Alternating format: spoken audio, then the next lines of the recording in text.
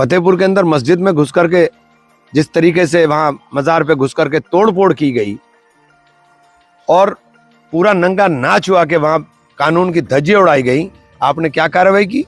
उत्तर प्रदेश में बरेली हिंसा के बाद राजनीतिक हलचल तेज हो गई है। कांग्रेस सांसद इमरान मसूद को मंगलवार रात पुलिस ने हाउस अरेस्ट कर लिया, जब वे बुधवार सुबह बरेली जाने की तैयारी कर रहे थे। मसूद सहारनपुर से बरेली पहुंचकर स्थानीय अधिकारियों से मुलाकात करने वाले थे, लेकिन प्रशासन ने सुरक्षा कारणों का हवाला देकर उन्हें रोक दिया। इमरान मसूद ने अपने आवाज़ से मीडिया को दिए बयान में कहा, सरकार धर्म देखकर कार्रवाई कर रही है। बरेली में मुसलमानों को निशाना बनाया जा रहा है, जबकि हिंसा में शामिल सभी पक्षों पर समान कार्रवाई होनी चाहिए।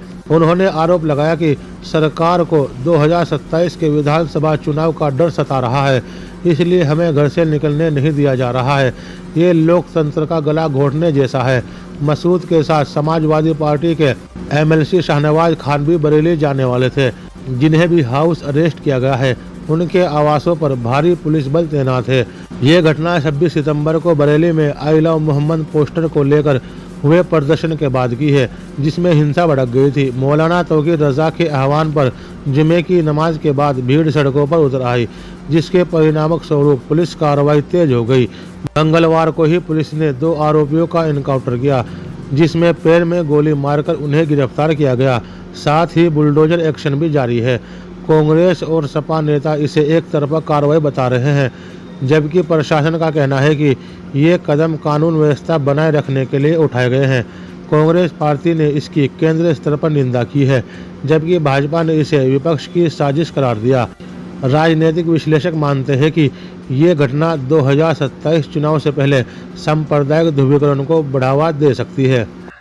भैया पता नहीं क्या हालात और क्या माहौल बन गया है कि हम लोग तो शांति के प्रहरी हैं, हम तो गांधी की विचारधारा के लोग हैं। हमारा एजेंडा नफरत नहीं हो सकता। हमें तो यहाँ से ट्रेन से 2 ही लोग जा रहे थे, हम और ट्रेन से जा रहे थे। हाँ, ट्रेन से जाने का प्रोग्राम था हमारा, तो कार से भी नहीं था, हम तो ट्रेन से जा रहे थे।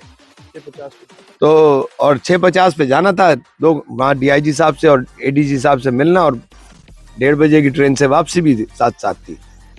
मुझे नहीं समझ में आया कि ना तो आप सरकार ने हालात क्या बना दिए कि आप अपनी नाकामियों को छिपाने के लिए ये तरह तरह के हथकंडे इस्तेमाल कर रहे हैं।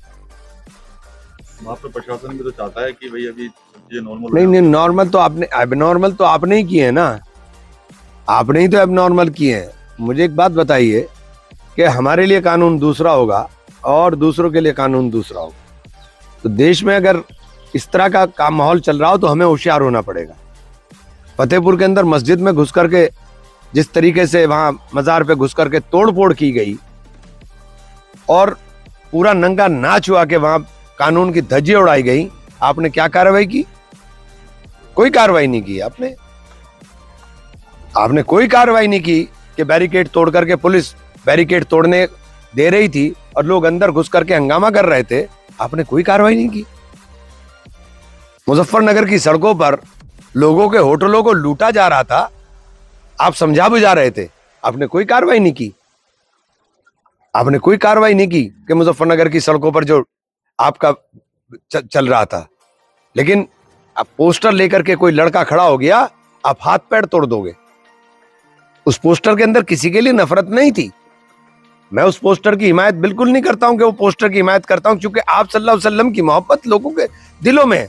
मुसलमान इस बात की गारंटी है कि उसके दिल में आप सल्लल्लाहु अलैहि वसल्लम की मोहब्बत है, उसको दिखाने की जरूरत नहीं है।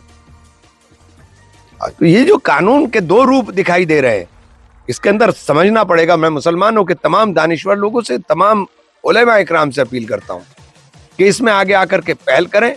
मस्जिदें नमाज के लिए, लोग जुमा की नमाज के अंदर मस्जिद में इकट्ठा होते हैं, मस्जिद में नमाज पढ़ने के लिए जाते हैं, 4 लोग बाहर आकर के खड़े होकर के प्रदर्शन करने के नाम के ऊपर शुरू करते हैं और पीछे तमाम नमाजी उसका हिस्सा ना चाहते हुए बन जाते हैं।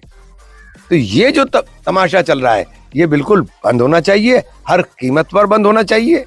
हमें उनकी रणनीति का, ये उनकी रणनीति है, हमें उनकी रणनीति का हिस्सा नहीं बनना चाहिए। अपने बच्चों को, उनके मुस्तकबिल को देखते हुए उन्हें कारोबार के लिए और पढ़ाई के लिए प्रेरित करके आगे लगाना चाहिए। इन नफरत की बातों से खड़े होकर के आप प्रदर्शन करें और फिर नफरत का शिकार हो, इन बातों से हमें कुछ हासिल होने वाला नहीं।